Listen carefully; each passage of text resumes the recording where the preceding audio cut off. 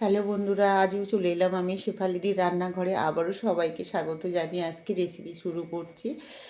আজকে তৈরি করব কাঁচকলা দিয়ে একটা সুন্দর রেসিপি তৈরি করব, আর সেই রেসিপিটা তোমাদের সঙ্গে শেয়ার করব। তো পুরো ভিডিওটা দেখবেন বন্ধুরা, ভীষণ ভালো লাগবে। চিপস তো অনেক রকম খেয়েছেন বন্ধুরা, আজকে তৈরি করব আমি কাঁচকলা দিয়ে সুন্দর একটা চিপসের মতো তৈরি করব। আর খেতে কিন্তু ভীষণ সুন্দর। কলাগুলোকে ভালো করে ছালটা ছাড়িয়ে নেবো। এই যে উপরে ছালটা ছাড়িয়ে একদম চিপসের মতন পাতলা পাতলা করে কেটে নেব আমি।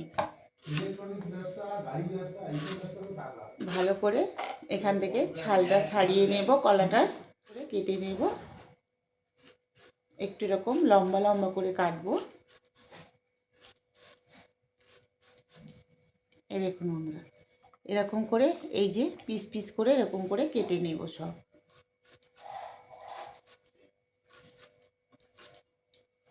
এই দেখুন, সব কলাগুলোকে এরকম পাতলা পাতলা করে কেটে নেব।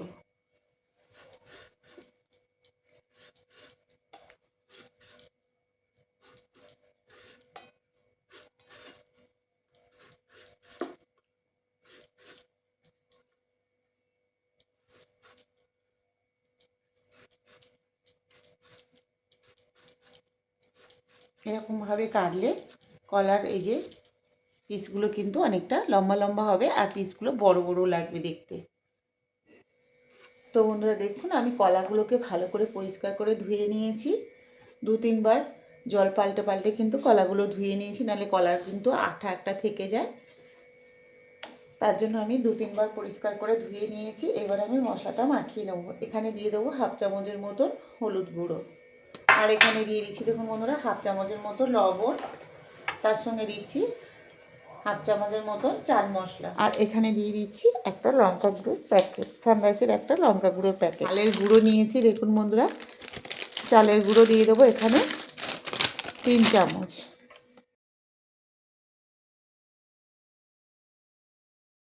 এবার সব উপকরণগুলোকে একসঙ্গে কিন্তু আমি মাখিয়ে নেব।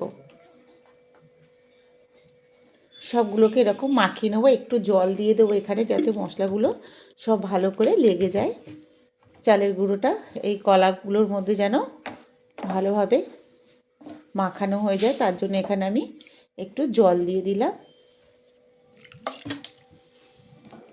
এবার এখানে দিয়ে দেবো আমি এই যে 2 চামচের মতন তেল দিয়ে দিলাম।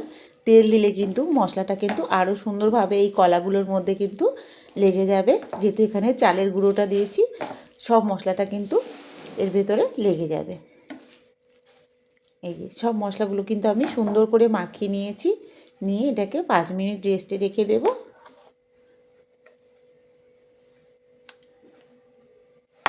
দেখুন বন্ধুরা, এখানে দিয়ে দেব তেল। প্রত্যেকটা কলার গায়ে যেন এই তিলগুলো লেগে যায়। এবার এক এক পিস করে আমি এরকম তেলের মধ্যে দিয়ে সবগুলোকে ভেজে নেব। আর এটা খেতে এতটাই সুন্দর লাগে বন্ধুরা, যে কলা না খায় সেও কিন্তু খাবে, বুঝতেই পারবে না যে এটা কলা দিয়ে তৈরি হয়েছে। একদম খেতে কিন্তু চিপসের মতো লাগবে।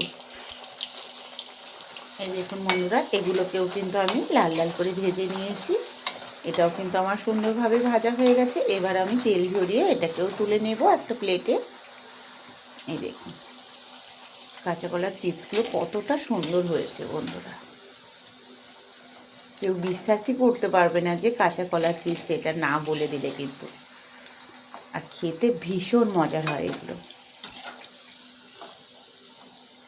দেখুন, এই দেখুন, দেখেই বুঝতে পারছো কতটা সুন্দর হয়েছে বন্ধুরা। এই দেখুন, এই দেখুন, খেতে কিন্তু ভীষণ সুন্দর হয়েছে। তো আজকের এই রেসিপিটা কেমন লাগলো বন্ধুরা, অবশ্যই কমেন্টে জানাবেন। আর প্রত্যেকটা চিপস দেখুন কতটা সুন্দর লাগছে। এটা কিন্তু আমি কালো জিরে দিয়ে করেছি, ভীষণ সুন্দর হয়েছে খেতে, আর ভীষণ মুচমুচে হয়েছে। আর এটা কিন্তু আপনি ভেজেও রেখে দিতে পারেন। তোমরা যদি মনে করো আমরা রেখে খাবো, এটাও কিন্তু 2-3 দিন রেখে খাওয়া যেতে পারে। দেখুন বন্ধুরা, আমার কাঁচকলার চিপস একদম রেডি হয়ে গেছে। তো আজকের রেসিপিটা কেমন লাগলো বন্ধুরা, অবশ্যই কমেন্টে জানাবেন। আর রেসিপিটা ভালো লাগলে আমার চ্যানেলটাকে সাবস্ক্রাইব করে পাশে থাকবেন। আর ফেসবুক থেকে দেখলে একটা ফলো করে দিও বন্ধুরা। আর বন্ধুদের মধ্যে রেসিপিটা বেশি বেশি করে শেয়ার করো, লাইক করতে ভুলো না। আর কমেন্টে অবশ্যই জানাবে আজকের এই কাঁচা কলার চিপসের রেসিপিটা কেমন হয়েছে। সবাই ভালো থেকো, সুস্থ থেকো। কালকে আবার দেখা হচ্ছে নতুন এক রেসিপি নিয়ে। যেসব বন্ধুরা এখনও আমার চ্যানেলটাকে সাবস্ক্রাইব করেনি অবশ্যই করে নিও বন্ধুরা, আর পাশে থেকো। সবাই ভালো থেকো।